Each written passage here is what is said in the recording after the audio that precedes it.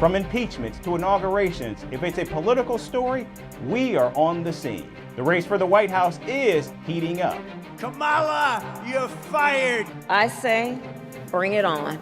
If it's breaking news, we're live with the latest coverage. From the White House, the State Department, and Capitol Hill, we know the issues, but above all, we know the players to bring you the latest in-depth analysis on all the key stories that we're covering. I'm Eric Ham. Join me from Washington here on Firstpost America.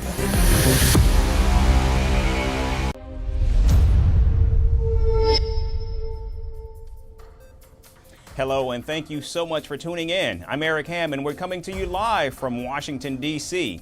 Georgia is on my mind, and I'll tell you why shortly. But first, here's a look at the latest headlines. Donald Trump refuses to comment on alleged phone calls he had with Russia's Vladimir Putin after leaving the White House. The Republican presidential nominee says speaking to Putin would, however, be a smart thing. Iran warns Israel of a decisive and regretful response if, in fact, Israel follows through with an attack on the country. The IDF is reported to be targeting Iran's military in response to Tehran's missile attack on Israel weeks ago. North Korea says around 1.4 million youth applied to join the army this week after South Korean drones were spotted over the capital, Pyongyang. Photographs show thousands of young people wearing army uniforms and taking vows to defend the country. Haiti's Prime Minister Gary Conille urges Kenyan President William Ruto to send more troops to the Caribbean nation. Haiti requests 600 more Kenyan troops to back up the 400 currently deployed combating armed gangs. And a new survey reveals that over 90% of Salvadorans don't transact with Bitcoin 3 years after it became a legal tender by President Nayib Bukele. Nevertheless, President Bukele's popularity remains at an all-time high.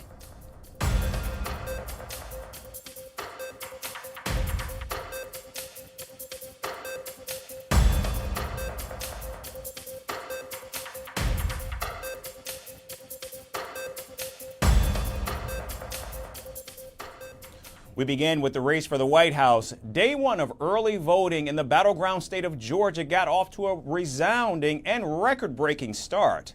According to Georgia Secretary of State, over 328,000 people cast their ballot in person or by mail on Tuesday. This number is more than double the previous record of 136,000 early votes back in 2020. I think this is an existential election. It's going to have implications for my children and my 3 grandsons and more to come. So it's critically important that everyone at least voices their vote. Well, I just started law school actually down in Florida, so I really just wanted to get it out while I was home and get it done. Because being so young, and especially with the recent economic crisis we've had, I really just want to make sure my vote counts. Now, Georgia is still grappling with the aftermath of Hurricane Helene, which has also become a political flashpoint in recent days. On Tuesday, Donald Trump, who has criticized the Biden administration's disaster response, visited the swing state to offer his condolences. Before we begin, I want to send our love and prayers to everyone here in Georgia, hit by the hurricanes. You got hit hard, as well as Florida, North Carolina. They really got hit hard. South Carolina got hit pretty hard. Virginia, Alabama, and Tennessee. That's a lot of hurricane. That was a big hurricane. I thought we were sort of over. Yeah, that's Trump country. You're right. It's Trump country. It is indeed. We love it. We love the people. Trump went on to add that any Black and Hispanic residents who are planning to vote for Vice President Kamala Harris should have their head examined. And I'll tell you what, any African American or Hispanic, and you know how well I'm doing there, that votes for Kamala, you got to have your head examined, because they are really screwing you. They are really screwing you. Meanwhile, Kamala Harris visited North Carolina, where early voting will begin on Thursday. The key battleground state, too, was devastated by Hurricanes Helene and Milton in recent weeks. And our hearts, I know, all of us, and our prayers go out to everyone who's been impacted by these storms. I have spoken to both state and local officials, both Republican and Democrat, to let them know we will be with you every step of the way as you recover. The Democratic presidential nominee electrified her supporters in the Tar Heel state and urged them to vote in maximum numbers in person or by mail.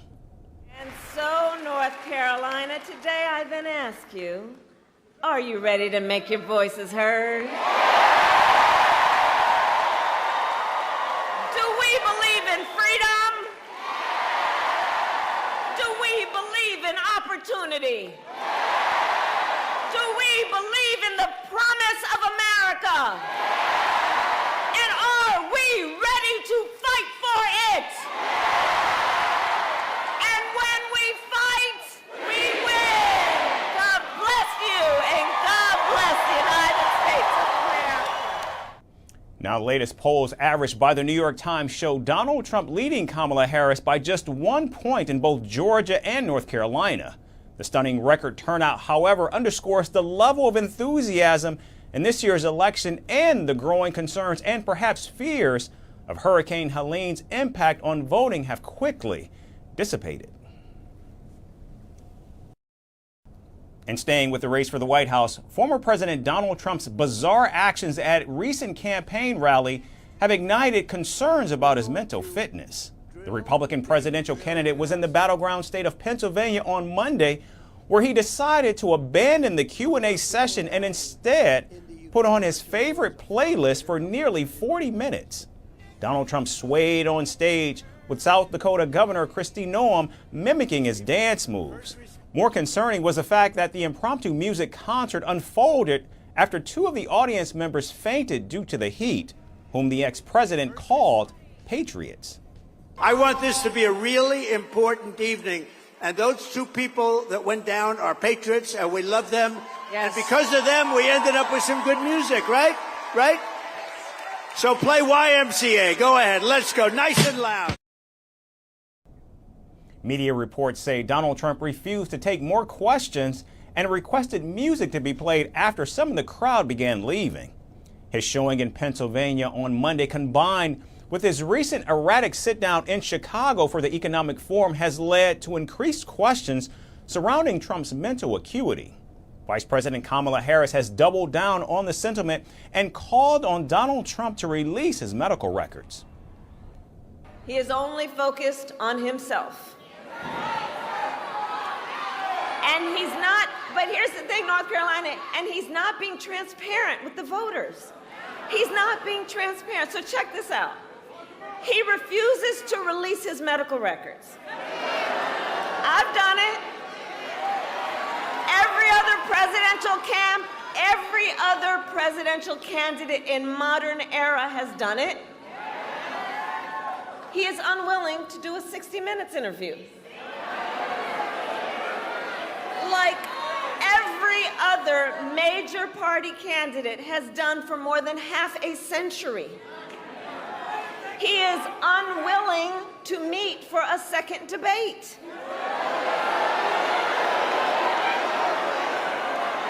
And here's the thing, it makes you wonder, why does his staff want him to hide away? One must question, are they afraid that people will see that he is too weak and unstable to lead America? Is that what's going on? Already, more than 230 doctors, nurses, and healthcare professionals have also written a letter asking the former president to disclose his medical records. Coming to his defense, Russian state media weighed in on Donald Trump's mental ability, asserting that questions about his fitness for office was all Democratic propaganda. Yeah, sure.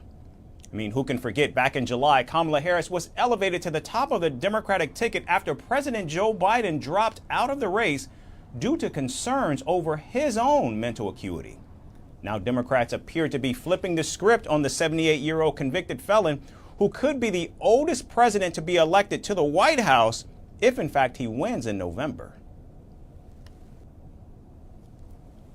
And now to the Middle East, where Israel has launched strikes in southern Beirut as tensions with Hezbollah intensify. This latest offensive comes as Prime Minister Benjamin Netanyahu has rejected calls for a ceasefire in Lebanon unless it includes the creation of a buffer zone along Israel's border to prevent Hezbollah from regrouping and rearming. Speaking to French President Emmanuel Macron, Netanyahu emphasized that Israel will in fact continue fighting until this condition is met. Hezbollah is hiding its casualties and doesn't say, and on the other side, it imagines casualties on our side. There is a gap which shows that the group is in a difficult situation. We must continue to widen this gap and continue to do so to protect our people and harm their operatives. Above all, we need to understand that Hezbollah is in trouble, and there is a need to make it bigger, and there is a need to press harder. Meanwhile, Hezbollah's deputy leader says the group is now focused on hurting the enemy and threatened to target the Israeli cities of Haifa and Tel Aviv. We decided on a new equation called the equation of hurting the enemy, so that they feel the pain. The missiles now reach Haifa and beyond Haifa, as Sayed would have wanted. In turn, you have seen these strikes that reach Tel Aviv, the drones that reach Tel Aviv, the rockets that reach Tel Aviv. In his third appearance since the assassination of Hassan Nasrallah, Hezbollah's deputy chief urged supporters to remain steadfast amid Israeli attacks. He also clarified that demanding a ceasefire does not imply Hezbollah has become weak. We will focus on targeting his army, his centers, and his residences. I say to the Israeli home front, the solution is a ceasefire. We are not seeking a ceasefire from a position of weakness. If the Israeli entity does not want it, we will continue. And after the ceasefire, according to the indirect agreement, the settlers will return to the north, and the other steps will be drawn. Meanwhile, pressure is mounting from the United States, where Washington has delivered a firm message to Israel, giving it just 30 days to increase humanitarian aid into Gaza or risk losing some military assistance. What we have seen over the past few months is that the level of humanitarian assistance has not been sustained. In fact, it has fallen by over 50% from where it was at its peak. So the Secretary, along with Secretary Austin, thought it was appropriate to make clear to the government of Israel that there are changes that they need to make again to see that the level of assistance making it into Gaza comes back up from the very, very low levels that it is at today. Now, the letter, which was signed by Secretaries Antony Blinken and Lloyd Austin, is the clearest ultimatum yet to Prime Minister Netanyahu's government. All I can tell you is that the Secretary and Secretary Blinken sent a letter. I'm not going to go into those details, but it was meant to be a private correspondence between two senior administration officials, from the Department of Defense and Department of State to their counterparts. Again, I understand it is an official letter on official letterhead, but those correspondence are still, meant to be private. Now, in response to Washington, Israel says it does, in fact, take these concerns seriously and will review the letter. The next 30 days will reveal how the humanitarian situation and Israel's military operations in the region will unfold. And now moving to Mexico, where the country is witnessing an escalating wave of violence, where holding public office has now become a deadly gamble. Just days after the brutal decapitation of Chilpancingo's mayor, another mayor has now been murdered, this time stabbed to death in Oaxaca. Political assassinations, gruesome cartel killings, and a country awash in bloodshed. Brutality remains a grim reality that Mexico's first female president, Claudia Sheinbaum, is struggling to contain. Here's our report with the latest.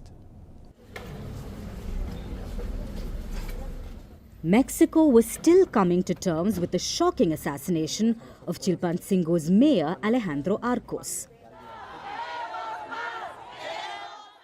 Protesters were out on the streets demanding justice, condemning the mayor's killing as dastardly and cowardly. They asked authorities, when will their suffering end? Until when will innocent lives keep falling prey to criminal gangs?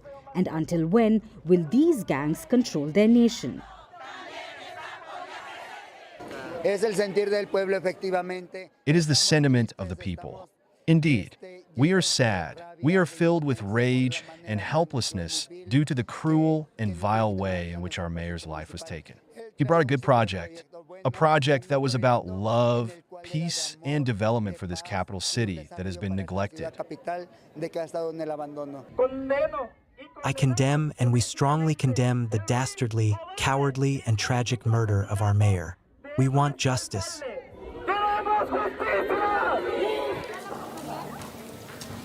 That's when another shocking piece of news rocked the nation. Within 10 days of Arcos' killing, another mayor was stabbed to death. Roman Ruiz Bohorquez, the mayor of Candelaria Losica, Oaxaca, was brutally murdered in what authorities chillingly describe as an interpersonal conflict. Ruiz was rushed to a community clinic, clinging to life. But like so many others before him, he didn't make it. 4 other mayors living in constant fear have now begged federal authorities for protection. Yo lo supo cuando me amaneció y ya todo lo subieron en las redes sociales. Híjole, yo sentí muy triste pues porque digo, ¿por qué? ¿Se había visto esto aquí en el pueblo? No, no se había visto nada. The violence in Mexico doesn't just stop at city halls. Just last week, the bodies of 5 men were found scattered in black bags on a road in Jalisco. Their heads were stashed in separate bags, which hint towards an obvious move by the Jalisca Nueva Generación cartel. This is the same cartel that produced millions of fentanyl pills disguised as common painkillers and flooded the streets of the United States with the lethal drug, fueling an overdose crisis that kills tens of thousands each year. This carnage is not just an anomaly, it's a plague.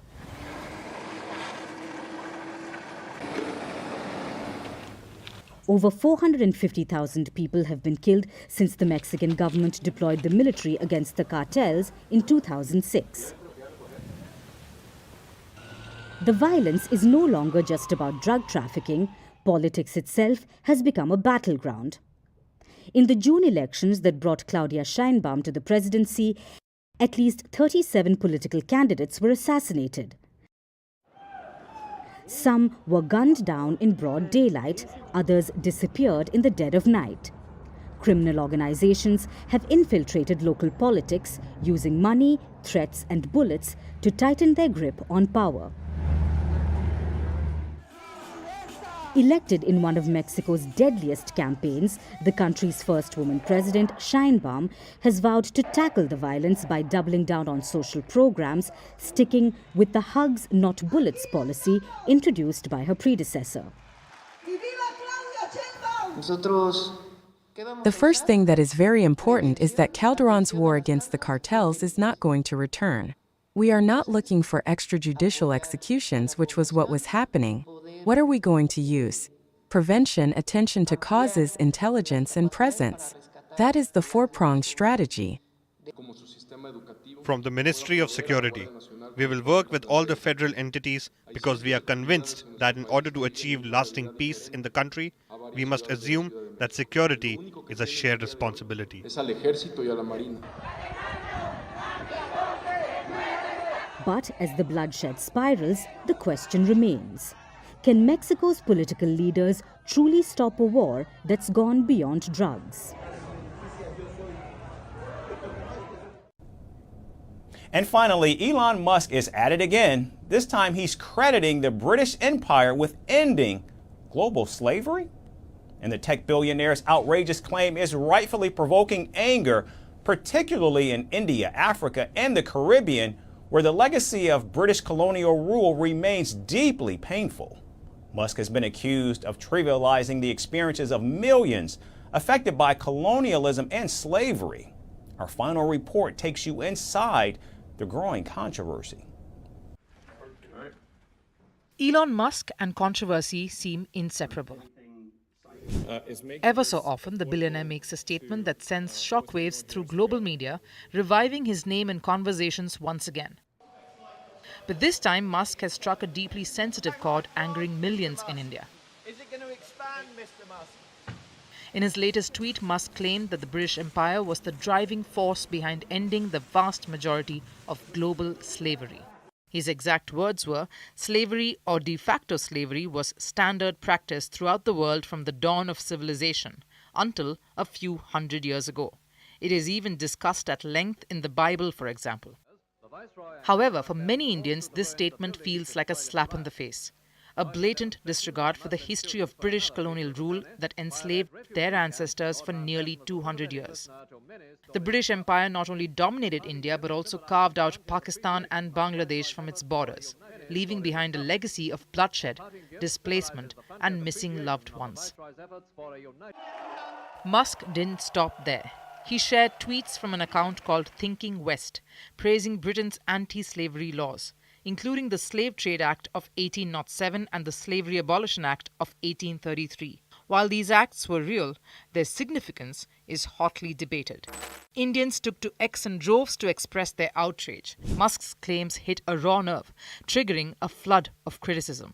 One user pointed out that Britain practically enslaved India and Africa, while others suggested Musk should read up on Indian history to fully grasp the extent of the suffering endured under colonial rule.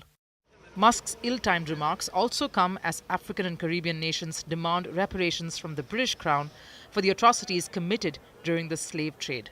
Last year, a historic event in Barbados saw leaders from these regions calling on Britain to atone for its brutal past. The demand for justice continues to grow not only in these regions but globally, as communities still grapple with the lasting scars of British colonialism and slavery.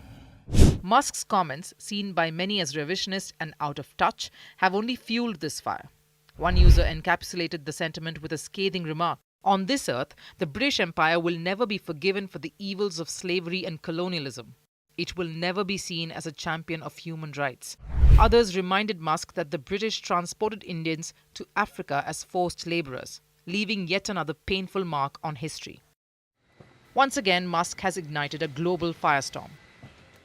This time with a reminder of the British Empire's brutality that many have neither forgotten nor forgiven.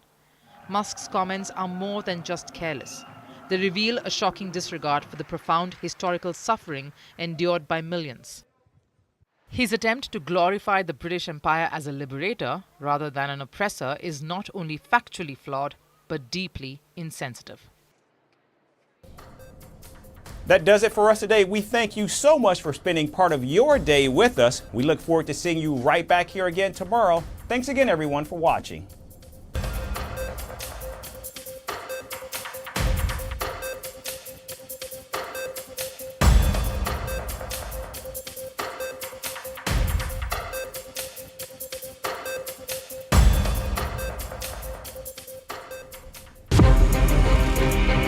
From impeachments to inaugurations, if it's a political story, we are on the scene. The race for the White House is heating up.